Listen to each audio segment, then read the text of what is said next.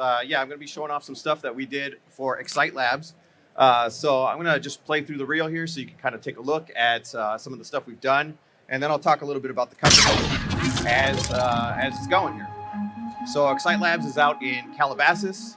They're a full creative and technical company, specializing in a lot of virtual production, as well as a lot of traditional animated content too. So there's a lot of real-time production you see here, a lot of projection mapping stuff.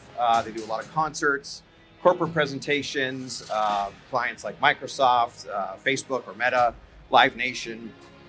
And they do everything from the initial creative concept design all the way to the full LED installations, the large screen installations. You can see a lot of the cool different stuff that they've done over there.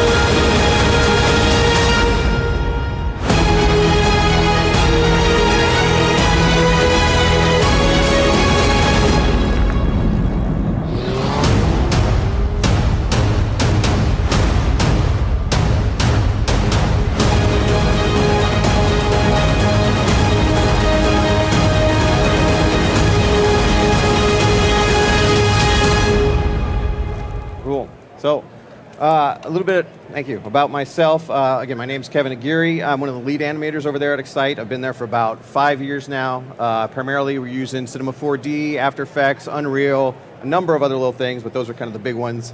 So I've been there for about 5 years, but I've worked with cinema for over 20 years now. I've been there since version 5 or so, way back last century. Done some pre-visualization in film and TV, went into motion graphics, done sports, broadcast work, so a little bit of everything. So what I want to show off today is some stuff that we did at Excite for a Formula One event out in Saudi Arabia that had this large stage production going on. So this is just a 3D representation of the stage. I'll go ahead and show you what it looks like actually on site there. This is, you can see how large this stage is over on site. So the basic direction that we had for this stage is to create a number of different looks that would go onto the stage face. You see we got 3 different LED screens here, as well as the stage shape itself that is a large projection surface. And so they wanted some content that would integrate into this stage surface and look like it's, you know, part of the whole design.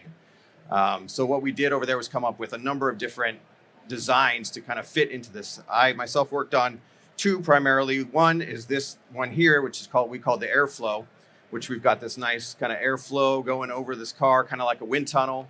And then on the stage shape itself, we have these nice particle streaks kind of coming down and conforming to the stage shape. Then the other one I worked on was what we call the flag look. And I'll go ahead and just show you the straight kind of render of that. So that one we have kind of a full frame of the car, and then we have this cloth flag that comes on. And what they wanted specifically was this thing to kind of come on in like a particular, you know, almost like a particle kind of way, transition on and off, but then almost adhere to the stage shape. They wanted the cloth not just to be a large waving flag flat on the stage, but they wanted this cloth to be inside the stage contours. Again, conforming to the stage shape, so it's all kind of integrated. All right, so I'm going to get into kind of how we went through these looks, the process that we went to get these to get these looks done. And I'll go ahead and start just in Cinema here. Again, we started with just the geo. This was provided by the company, and this was just to start off for us as a placeholder, how this stage shape is going to look. So anytime we're working with any kind of dynamic simulations, cloth simulations like that, you want to be aware of the scale of your scene and try and kind of match that to a kind of the relative default scale that cinema is in itself. If you start working in weird, wacky scales, like really small or really large, compared to what cinema's typical scale is, if you bring a figure in, that's just a 6 foot guy. Obviously, the stage is much larger than 6 feet, but for the purposes of creating some cloth dynamics, we want it to be in about this kind of scale of a person. All right. So once you kind of get your scale in place, we're trying to think, okay, how are we going to get this cloth to be conforming within this shape itself? So we wanted to use the new cloth system, which is really robust, really quick. And then it's got some features that allow us to kind of stitch things into place with the cloth. So first step is let's just get some geometry in there. Let's just get some cloth going so we can actually start filling it in. Now, are we going to use a plane? Are we going to use a cube? What do we want to use? Well, the idea is we want this cloth to kind of billow out and kind of like a parachute coming off the surface of the stage, right? So with the new cloth feature, there's a ballooning option, which allows us to fill up this cloth volume, and that's going to give us the effect of it kind of filling out and coming off the stage. So knowing that, we're not going to use a plane because the ballooning needs a volume to work in. So we're going to use instead a cube. So I'm just going to bring in a cube, and we're just going to kind of match this to the size of our stage shape. It doesn't have to be real thick right now. I'm just going to do a thickness of 1. So it has some volume still, but it's very thin right now. And then we'll fill it in later with kind of the ballooning options. But I'm just going to make this roughly this size. And then if you see in this scene itself here, we just have a couple redshift lights, a dome light, and this redshift camera is our scene camera that's going to be locked right onto the front seat. So this is kind of the content that we gave them, and this was front projected onto that screen. All right, so once I got my cube in place here, I like to just go and make sure my coordinates are kind of in even value, so it's easy to kind of make sure I can duplicate it or remember where it's at. Give this some nice even numbers. Around there, around 320 is fine. All right.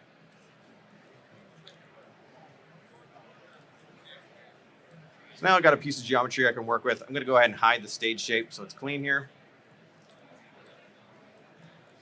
And now we can just go ahead and drop a cloth tag on our object and start creating some cloth.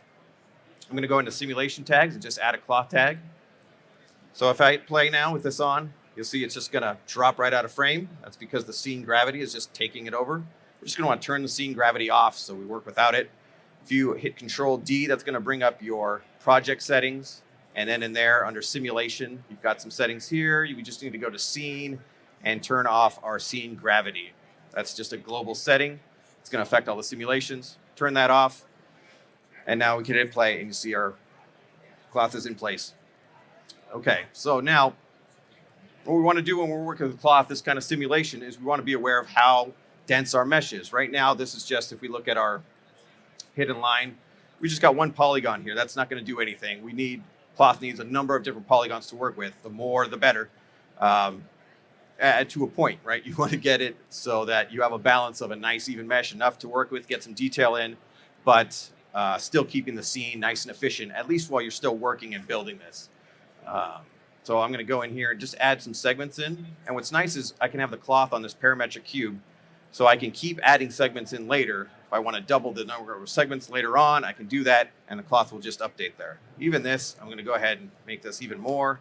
Let's go 100, maybe 50, and maybe even more. Let's go 200. So we create a nice kind of denser mesh for the cloth to work with. So if I play, we're not going to see much going on because there's nothing affecting the cloth at this point. There's no gravity, there's no forces. We want to start adding in some forces to get some of this cloth motion going. So all of my forces are up here in the simulate menu. If I just go to forces, I can use any of these forces to create some motion in here. So I'm going to first come in and just do a turbulence. So I bring a turbulence in. Let's go ahead and hit play, see what happens there. You'll see a little bit going on there, but still not too much. I like to try and crank up the strength, multiply it by 10 to really kind of start to see some difference. And then maybe increase the scale here a little bit. And now you're starting to see some motion in there. So right away, we're starting to see, okay, we get a little cloth motion. What's nice about these forces, you can just keep adding to them, keep doubling them up. What I like to do with the turbulence is maybe do a little bit of turbulence that's a smaller scale, and then some more turbulence that's a different scale. So if we do another one, we just duplicate it. If I just hold control and drag, you can duplicate this out and play with the scale here. Maybe that's way too strong. But now we're just kind of playing with some of these strength and scale sliders. You can see we get a large turbulent motion in there, and then we've also got some smaller turbulent motion in there too. So we're starting to get something that's kind of looking cloth-like parachutey again. The idea was checkered flag look, nice and wavy, billowy. Okay, so what else can we do to make this even more, get even more motion in there? Well, we can look at the cloth settings themselves here on the surface. The bendiness itself is something we can play with. The less bendiness, the stiffer this is going to be.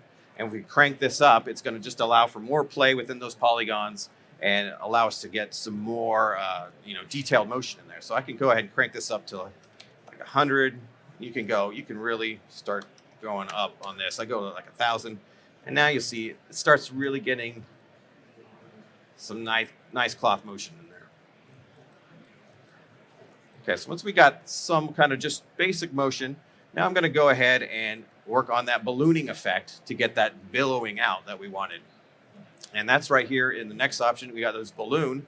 All we need to do is turn that on, and it's going to base it on this overpressure over this amount of time. So it's going to blow up. Right now set to 1, it's not much extra pressure in there, so it's not going to do too much. But if we crank this up to like 20, now you see this starts to fill out. Let's go even more. Let's go like 60. Now it's starting to really kind of push out and balloon out and billow out, kind of like a big giant pillow. Cool, so that's getting closer to the kind of the motion that we want. Now the trick is, okay, how do we stitch this into the stage shape itself? We got kind of a nice cloth motion, but how are we going to stitch this into the stage shape? Well, the new cloth system has this connector tag option. So if we go to simulation, you see there's these connector tags. The connector tag is going to allow the cloth to see other dynamic objects in the scene and connect to them or stitch to them.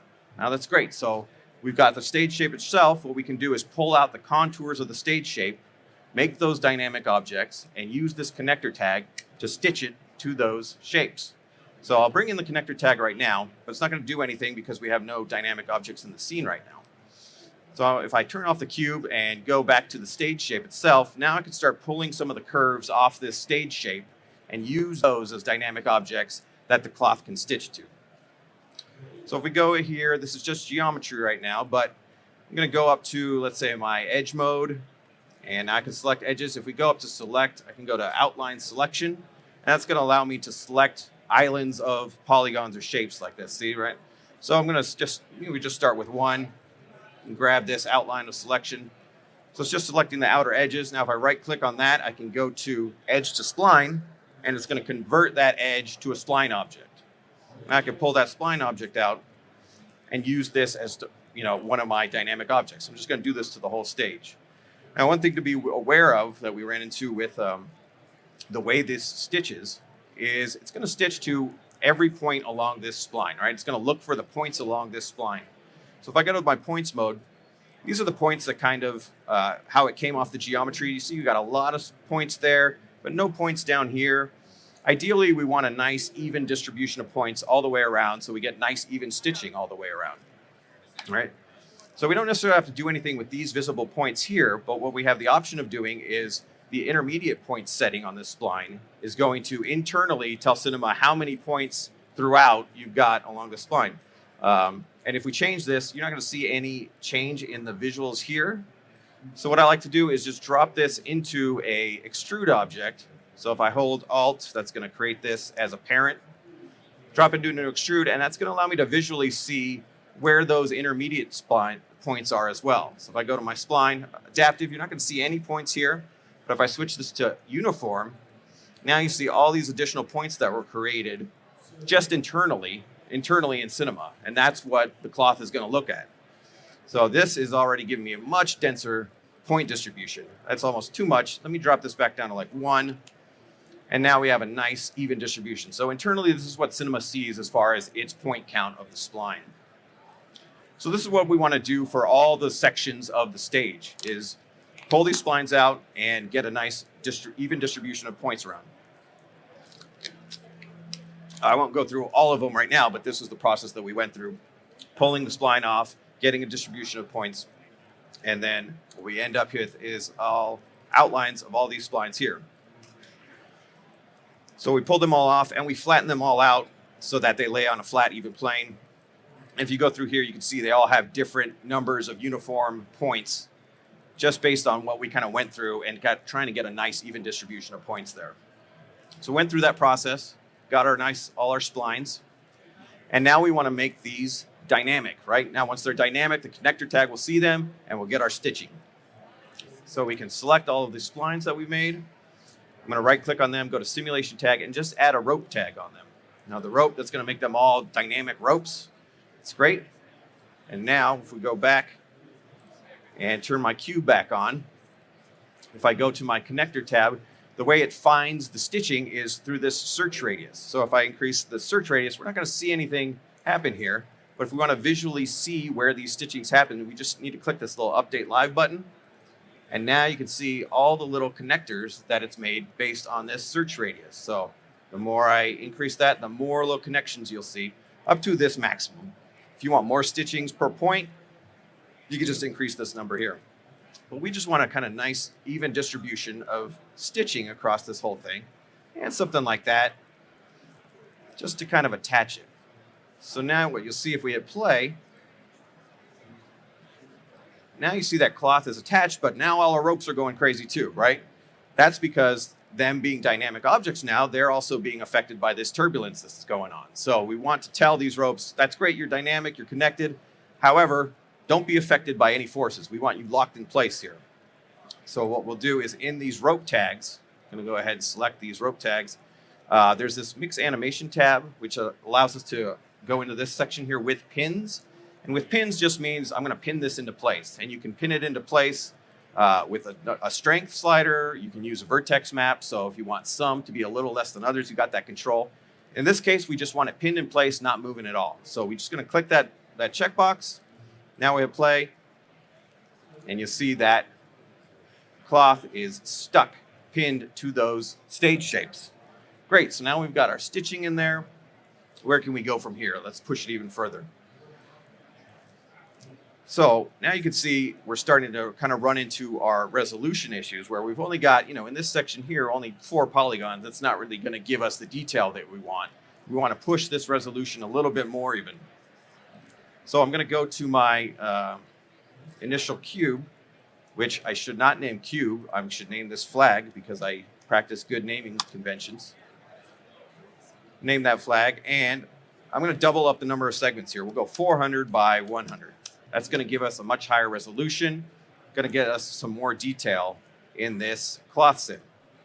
So hit play there. Now you can see, I lost my stitching. So what happened? Well, if we go back to our connector tag, you'll see all the connections get all wonky. Now this is great anytime, you can parametrically increase your segments is great. However, anytime you change the point count, it's going to throw your connections off. They're going to try and connect to the old point that they were connected to. All you need to do to fix this is come into your search radius again and just refresh it, and it's going to look again for the nearest points. So it's a quick fix. I'm going to go back to where it's flat and refresh these connections. There we go. So we get our new set of connections in there. Hit play. And now you can see we're back to being stitched in there with a much finer detail. Cool. All right. So now we're getting closer. I'm going to go ahead and go to my shading mode, and let's go to a quick shaded. And you can see it looks pretty low res here still. A lot of this is shading artifact that you can go to the smoothing tag and adjust. So I'm going to my smoothing tag and just crank that falling angle up, and that's going to smooth a lot of this out. But if we want to add even more detail in, without adding more and more segments, right? We want to add as many segments as we can to get the nice simulation in there. But when we start to render this out, we're going to want this even better detail than this. So let's start looking at my render settings here. If I go to, not that, I'm going to go to my Redshift output. There we go. Redshift render view. And I'll just dock this in my viewport here. I'll load up the Redshift render. This will take a sec just to load in the scene. There we go.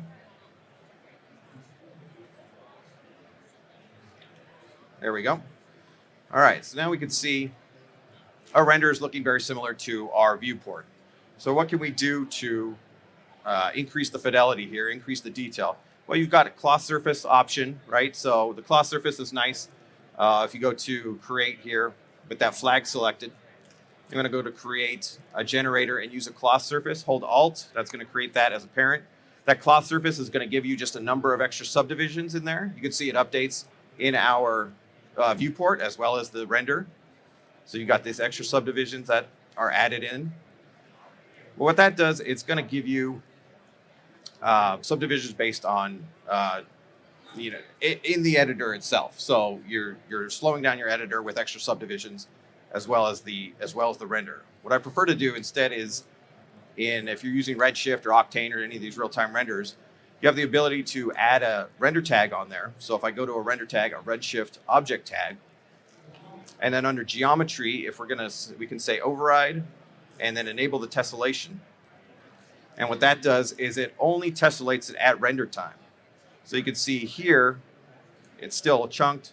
Here, we're getting much smoother detail in there.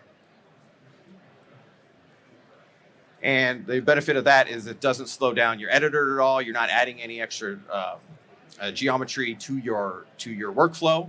It's just at render time, you're saying, all right, increase the fidelity of this piece.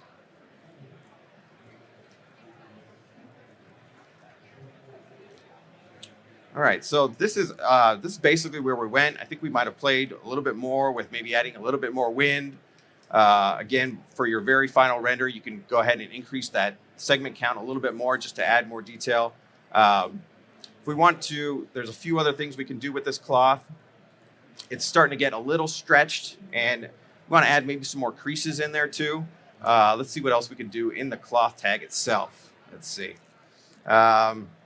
So you got this target length here. Target length is something we can play with as far as how that works is it's going to try and keep the polygon sizes about the same size when it's deforming them. If we increase that target length, let's go to like 120%.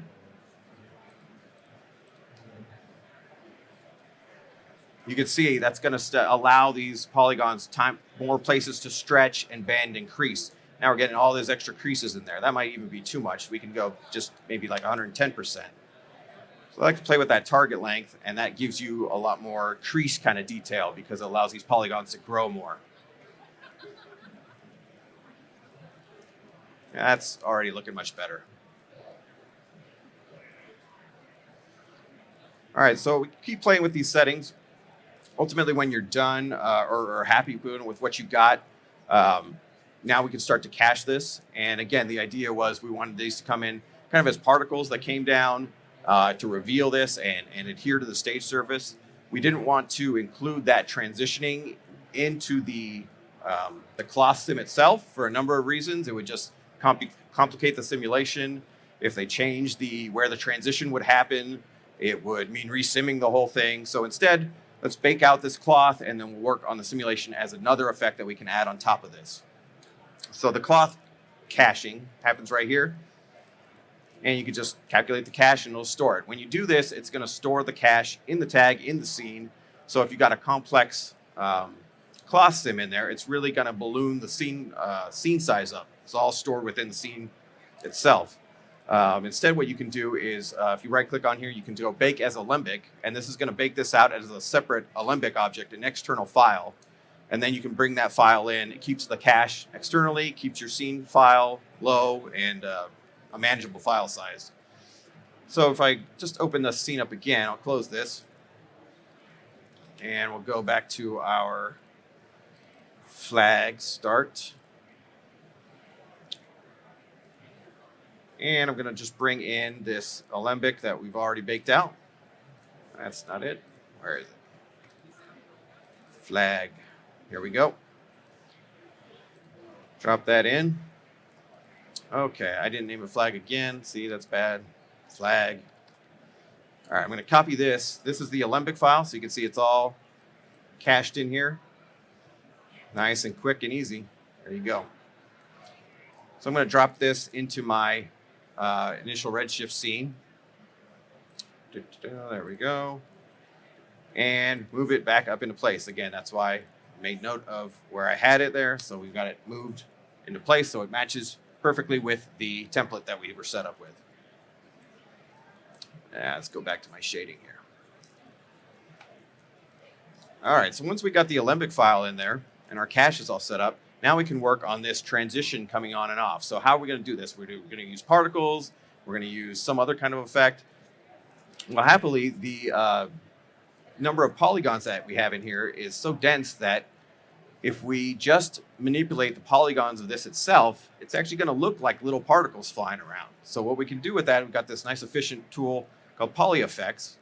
If I go into my cube, and PolyEffects is part of MoGraph, so it's in the MoGraph menu here at the bottom. It's going to work as a deformer on your object. So instead of a generator, which goes on top of the object, deformers go as a child of the object. So I'm going to drag this as a child of this piece. And you're not going to see anything happening right now. It needs an effector to tell it what to do. All right, you want me to affect the polygons. What do you want me to do with the polygons? And it's all part of the MoGraph system with the effectors here too. So if I just add a plane effector in there with a poly effect selected, now you can see it's affecting all these polygons individually, right? Now this plane effector, it's going to tell us what do we want to do with these polygons? How do you want me to affect them? So the parameter here is telling it, all right, we're moving all the polygons 100 centimeters off their normal. So they're all going off their normal. So I can play with these values a little bit. But the idea is we want this to start at nothing and then these little particles kind of grow on and then form into the shape itself, form into the cloth. So we know that we want them to grow on from nothing. So I'm going to turn on my scale. And if we just do a uniform scale here, and we want the scale to be -1 is going to take this down to -100% or 0, right? So all these polygons disappear. So now how do we tell it to, all right, I don't want to affect all of them like this. I only want to, I want to be able to manipulate this. I want to be able to pull something through it to actually transition this on. So we're going to use a field within this plane effector. If we go to our fields here at the end, we've got a number of different fields that you can use to control where the influence of this effector is happening. In this case, we just want a linear field just to go left to right. So I'm going to bring in a linear field. And there you can see, based on this field parameter, we've got it unaffected over here and 100% affected over here. So now we can manipulate this field to control where this whole effect is happening, right? So it can drag this out, have a much larger field of influence there. If I want this to happen left to right instead of right to left, I can just, rotate this, adjust where it's happening. Hold shift to snap it into place. One other little thing that I like that I found out is sometimes when you're rotating something in here and you grab it and you're trying to get a nice precise rotation, by a fraction of a degree, you can go ahead and grab the rotation, and if you pull out the handle, you can get much more refined rotation control. It's just a little tip that I just found out the other day, and I didn't know you could do that, and I love it. It's full of little things like that where you find out stuff like that. Anyway, there we go. All right, so 180 degrees there. That's good. Okay, so now I got this field bringing this on. I can go ahead and go back to my move to control this. Now, if we want to maybe randomize or maybe make this this grow on effect a little more organic, we can play with some other fields in there and kind of mix in some other stuff. Maybe in this plane effector itself, I can play with, maybe I don't want it so much on the Y, is a little high, bring that down a little bit. You can add in some rotation, so some of these little particles will rotate as they kind of come into place as well. So you can just give it some rotational values. But then also we can, if we want to, let's say, add a noise in there, so it makes it even more random in here. Well, we can go back to our fields, and in addition to the linear field, we can start layering up these fields with some other things. So I can go to a shader field, not that, cone. Don't want a cone field. Going to go to a shader field. What the heck? My mouse is freaking out. There we go. Try this again. It wants me to use the cone. I don't want to use the cone. Shader. Son of... Here we go. There, shader. All right, get rid of all this other stuff. Okay, shader field. There we go. So I'm going to use just a noise, and you can use any standard cinema noise in here. So I like to kind of use... let's see. Oh, this mouse is freaking out on me. Oh, come on. All right, doesn't really matter which noise. It's a noise. Okay. So we can play with the scale of these noises. We can play with I really don't like that one. There we go, that's better. Play with the brightness contrast. Yeah, get something kind of organic looking in there. And now you see, again, it's affecting the entire object. So if we wanted to just affect just where this linear field is in play, we can look at how these fields are mixed together. Right now, the shader field is set to max. That's why it's affecting the entire object. But if we set this blending to overlay, now it's only going to overlay and mix with where that linear field is influencing. So now if we move this linear field around again, you can see that noise is only happening in that section and then closing down as we wrap around this stage. Cool.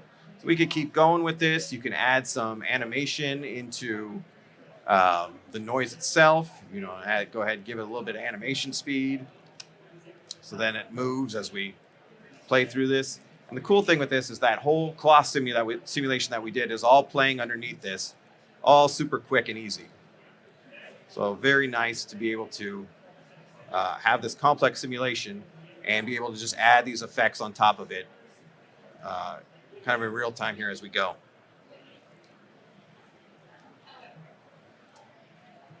All right, so that was the gist of kind of how we did this cloth sim and how we created kind of the poly effects that ran through it. Go ahead and just take a look at it again. I think I have a shot of it actually at the on stage there. And we just kind of timed up the transition effect with kind of the motion of the car camera moves behind it to tie the whole piece together.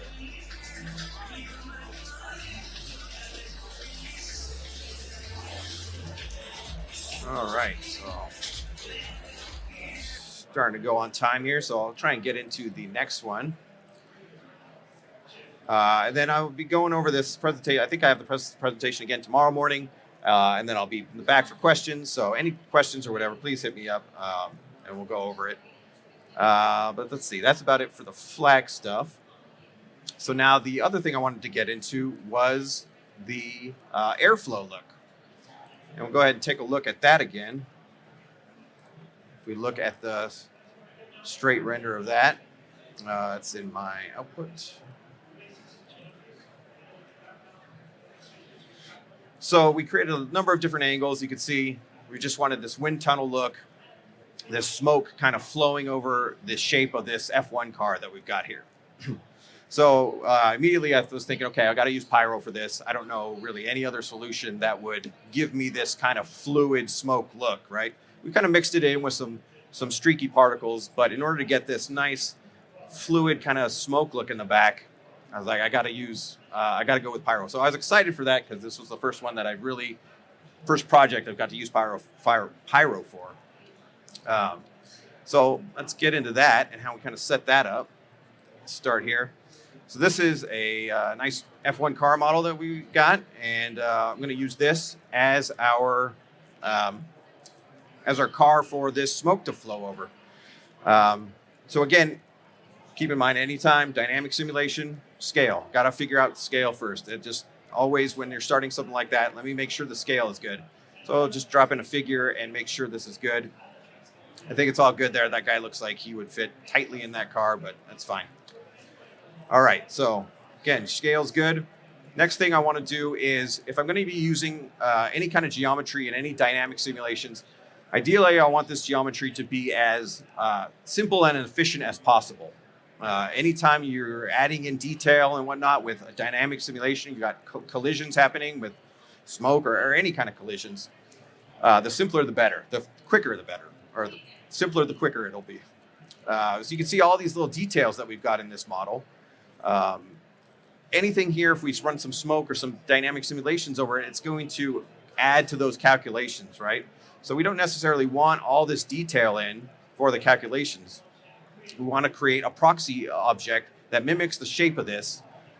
So we'll get the broad strokes, the main contours of the car, but without all these little extra details in there that really aren't going to add to the simulation at all. You won't notice it, but it'll definitely add to the calculation time. So I'm just going to select, if we look again at the wireframe of this, you can see it's also a very dense mesh, and we'll deal with that as well.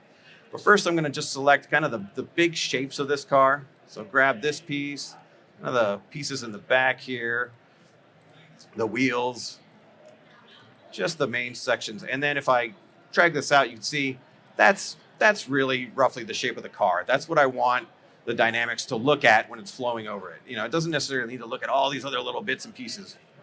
We'll use this for the final render, of course, but for the calculations, I want something simple.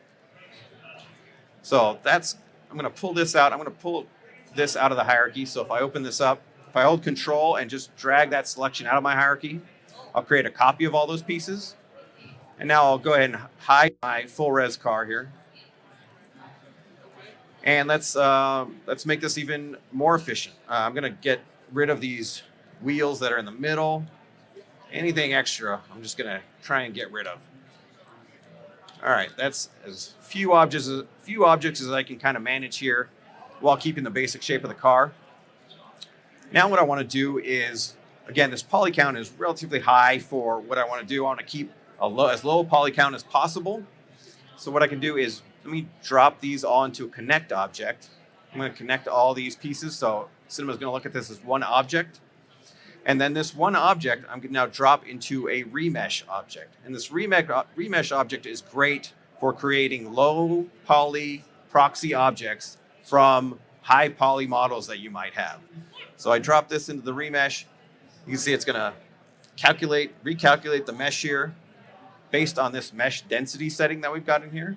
And this is part of, I think, ZBrush's algorithms, the way it retopologizes geometry. So set to 100%, we're not going to lose any poly count there, but we can knock this down by like half. And very quickly here, you see it's going to retopologize this entire piece. And we're going to get a much more efficient low poly model. Even that is still pretty high. We can really crank this down. I'll go to like 10%. Let that go. And you can see very quickly we've created an accurate, clean, low poly proxy of our car. Now this is going to be perfect for us to use in our simulations. It's going to keep those simulations nice and quick. And we're not really going to lose any detail ultimately. All right, so I'm going to break this down one more time. I'm just going to right click on that and go to current state to object just to bake that down into just a straight poly object so it's not doing any calculations or anything else. Go ahead and turn that off and hide that in case I want to go back at any point. I can go back, but I'll just name this proxy car. And that's going to be the car I'm going to use for the dynamic simulations. All right, great. Now we've got our proxy here. Now we'll go ahead and set up our Pyro emitter. So I'm going to go into, just create a plane, and I'll call this emitter. And I'm going to use this to emit the smoke from. Now we can start designing the smoke. I'm going to set this to a -Z orientation, so it's pointing down the length of the car, and move it out here, give it a little room to work with there. And scale this down just so it kind of is going to emit from a nice little box here. There we go. All right, I'm going to go back to my shaded view. and just go ahead and drop a Pyro tag on this emitter. So if we go to simulation, and I'm just going to drag in Pyro emitter tag and hit play, and we got fire and smoke. Cool. All right. So with the Pyro stuff, you can see it creates this extra Pyro object here. This is just really a shortcut to your scene settings, your Pyro scene settings. So they're all right here. These same settings can be found in your project settings where we mess with the gravity and stuff. You got Pyro settings here.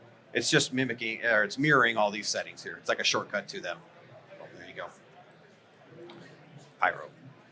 Okay, so basics of Pyro. If you go into the tag, you've got your density, which is kind of your smoke, and your temperature, which is your flames and your fire. In this case, we don't need any flames or fire. We're just going to want smoke kind of running through this. So I'm going to go ahead and turn off temperature. Turn that off. And now we've just left with smoke. So there's just our smoke. So now let's get some forces in there so we can actually start blowing these smoke quickly across this car. Now I'm going to bring in a wind force.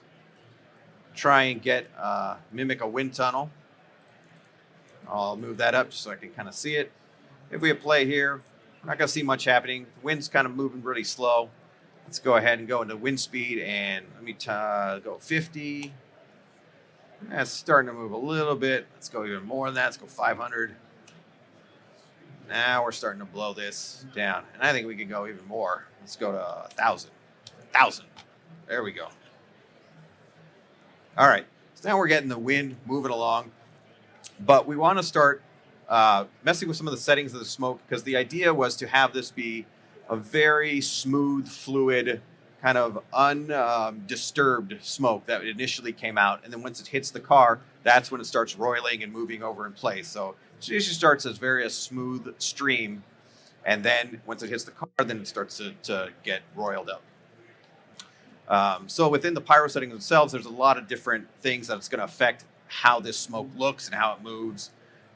We can start looking down through the settings. At the bottom here in the tag, you've got this noise. So we got noise enabled. I'm just going to turn that off. I just really want to pull that back on all this, all the settings that are giving us this turbulent motion. So we start with something nice and smooth. So you see we're still getting some motion in there. In addition to the settings in the tag, you want to check your scene settings as well in the Pyro output. So in the Pyro scene itself, you see I've got turbulence here. I can go ahead and turn that strength all the way down. And now you can start seeing we're getting it's a little smoother there. You see the vorticity is what's kind of how the smoke is moving internally, I think, as well. Turn that down. And now it's starting to get, much smoother coming out. You're starting to see some stepping in here. And that's because of the way the Pyro is calculating every frame. If we want to start to smooth that out, we can go up here to our main settings here. We've got sub-steps. So you see there's 0 sub-steps right now. If we start adding in some sub-steps, it'll start calculating that more per frame. Now we're really smoothing out those little areas there, right? The sub-steps are going to start adding to the calculations, so it'll start slowing down. But you'll get a much more accurate simulation. Same thing with voxel size here. Voxel size is kind of your resolution of your entire Pyro thing. So it's better viewed once you've got a little more disturbance in there. So let's go ahead and get the collisions happening, and then we can kind of see how the voxel size is playing with this car. So in the proxy car, now I can start adding, now I'll add a collision tag in here. So I'll go to simulation, add a collider, and now it's going to collide with this car. So let's play. And now we can see it start to really kind of move over this car itself.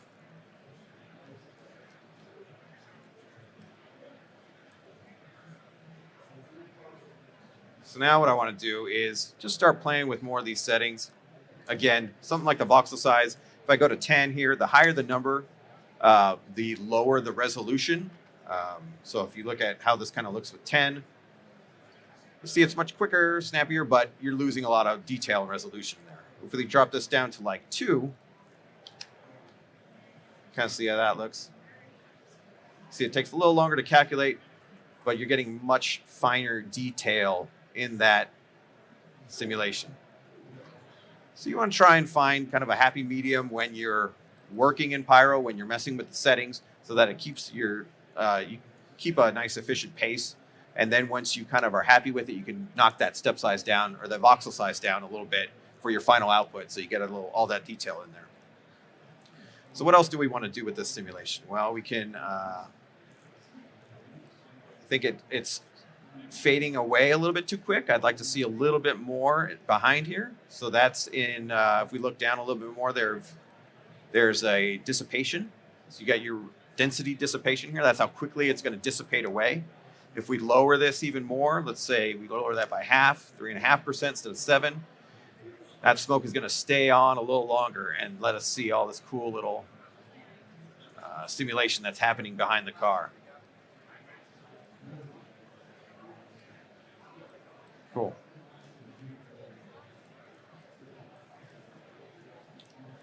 And if we want to start making this more efficient, again, in addition to the step size or the sub steps and the voxel size, you got different thresholds you can play with here too.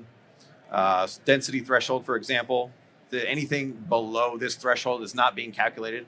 So if you want to cut back on the calculations, you can drop this number down or raise this number actually a little bit. So we can cut a 0 out of here, and that'll cut back on the number of calculations without giving you too much loss in the appearance of the smoke.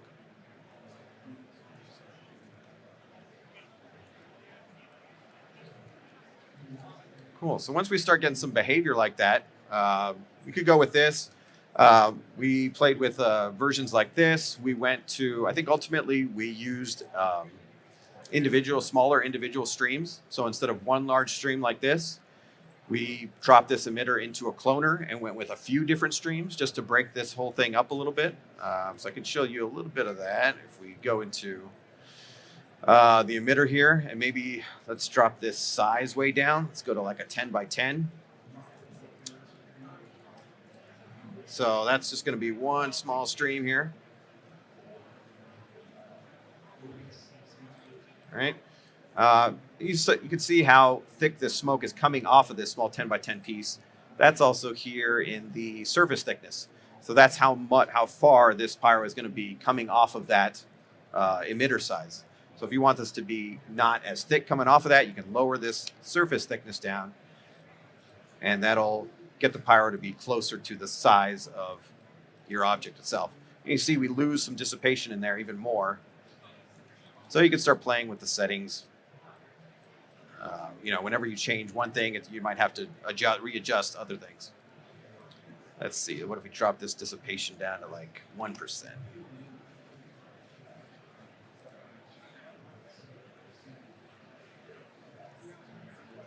Yeah, it's better. So now I can drop this emitter into a cloner object.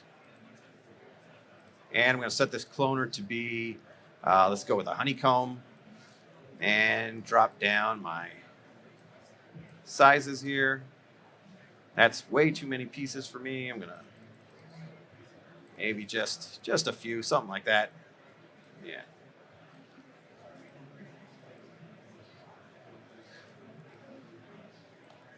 So once these pyro objects is in a cloner, if I hit play, you're not going to see anything. You got to move the pyro tag off of the emitter onto the cloner object. Are we running close on time here? Almost. Okay. But there you can see now we've added all these individual streams that are now running over the car. All right, and once you get something you're happy with, you can go ahead and cache this piece out. If you go to your cache file here, this is where we can write this out, and it's going to write out a VDB sequence, which is great because then you can take that sequence, render it out in an older version of the project that doesn't have Pyro, anything that can use a VDB sequence, which is what we had to do over here. This is it cached out as a VDB. And then real quickly, I just want to show you how this kind of renders in Redshift. So we've got our cache file there. I'm going to go open up Redshift real quick. Oh, it's right here. So if we render that, we're not going to see anything initially. What we need to do is just add a redshift, pyro volume, material. So go to create, redshift, material, pyro volume, and that's going to allow us to put that on the pyro object there, and boom, now we can see our pyro in the scene. And we can come into this pyro.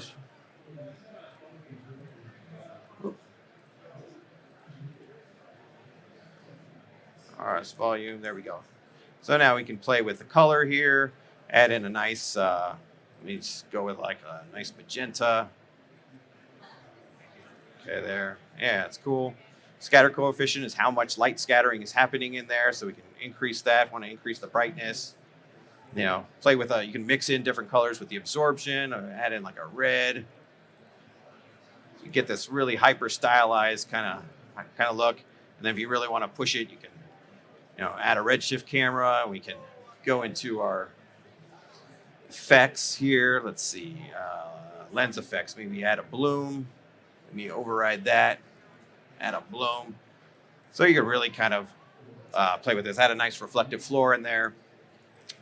Get a really cool look on it. And I'll show you this, the final thing, one more time.